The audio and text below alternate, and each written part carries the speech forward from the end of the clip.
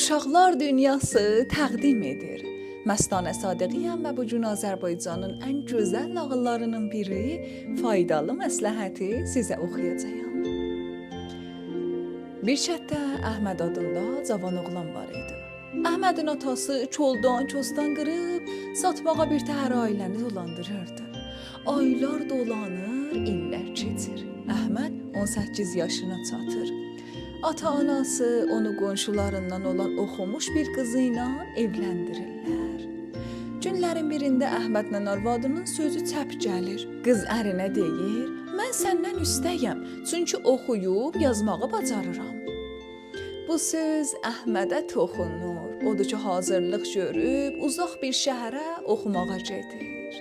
Əhməd getdiyi şəhərdə həm işləyir, həm də oxuyur. Qazandığı pulun yarısını evlərinə göndərir, yarısını özünə.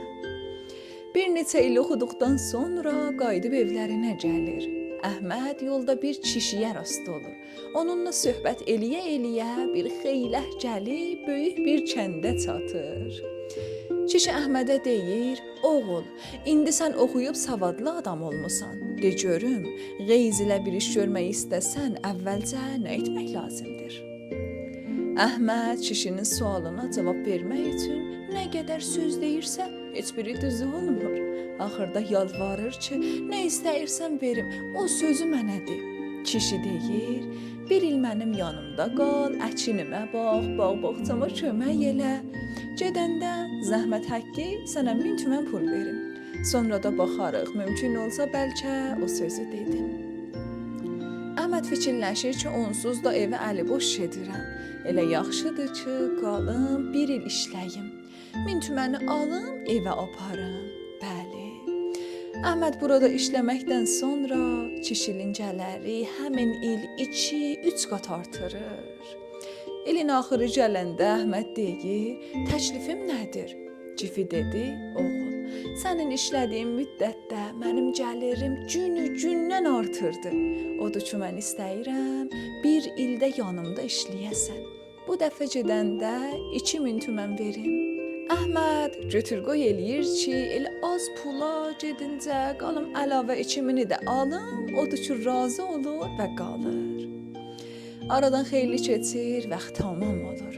Əhməd haqq hesabını çəkib getməli olur. Kişi deyir, oğul, mən sənə 3000 verəcəyəm. İstəsən sənə 2 qiymətli söz öyrədərəm. Haman sözlərdən biri sən oxumaqdan qaydandan gələndə verdiyim sualın cavabıdır. Biri də ayrı bir məsləhətli sözdür. Əhməd deyir, mən istəyirəm o sözləri deyəsən. Kişi deyir, bala, birinci sözün qiyməti 1000 tüməndir. İstəyirsən deyim? Əhməd razı olur.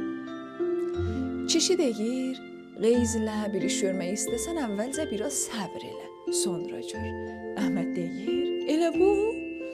Kişi deyir, bala, əgər bu söz sənə 1000 tüməndən artıq xeyir verməzsə, qayıt gəl pulunu qaytarım. Kişi deyir, oğul, ikinci sözün qiyməti 2000 tüməndir. İstəsən onu da deyərəm. Yenə həmin söz 2000 tüməndən çox xeyir verməsə, gəl pulunu apar. Əhməd istəyir ki, hər şeyi bilsin. Ona görə razı olur.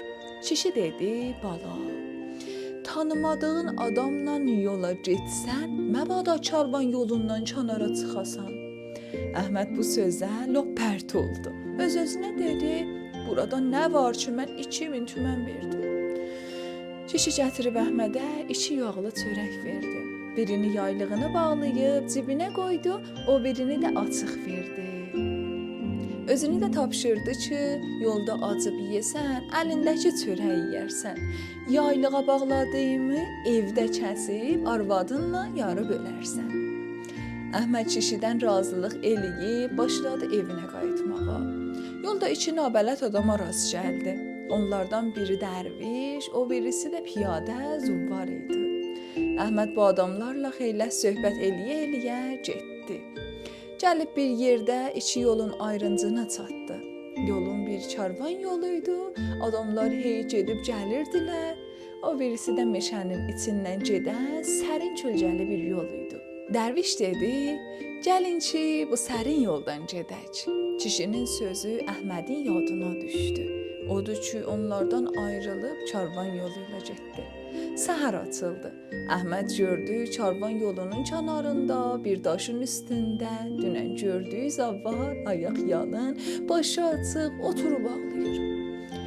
Əhməd kişidən ağlamağının səbəbini soruşdu. Zubbar dedi: "Dünənki dərviş meşədə məni soydu, pulumu, paltarımı əlimdən aldı. Özümü də bərkdən döydü." Əhməd o saat barmağını dişləyib öz-özünə dedi: "Əgər 2000 tüməni verib o sözü öyrənməsəydim, indi mən də zəvvarın gününə düşərdim."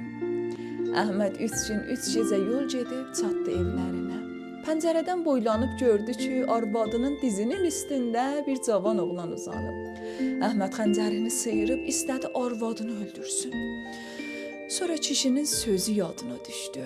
Biraz səbr eləyib içəri girdi. Arvadına dedi: "De görüm, bu oğlan kimdir?" Arvadı dedi: "Oğlumdur." Əhməd gedib ata-anasından soruşdu. Oğlanlardan xəbər alırdı ki, bu oğlan kimdir? Ata-anası dedilər: "Əhməd, deyəsən oğlunu tanımırsan?" Əhməd diqqətlə baxıb gördü oğlu tamam özünə oxşuyur. Tez kişinin sözü yadına düşdü. Öz-özünə dedi: "Əgər kişi mənə səbr elə deməsəydi, əlimdən xata çıxardı." Əhməd kişinin verdiyi çörəyini cibindən çıxardıb kəsdi ki, yesinlər. Çörəyin içindən çoxlu pul töküldü. Soyub gördü ki, 3000 tüməndir. Başa düşdü ki, kişi onun zəhmət həqqini də verib. Pulun yanından yazılı bir kağız da tapdı.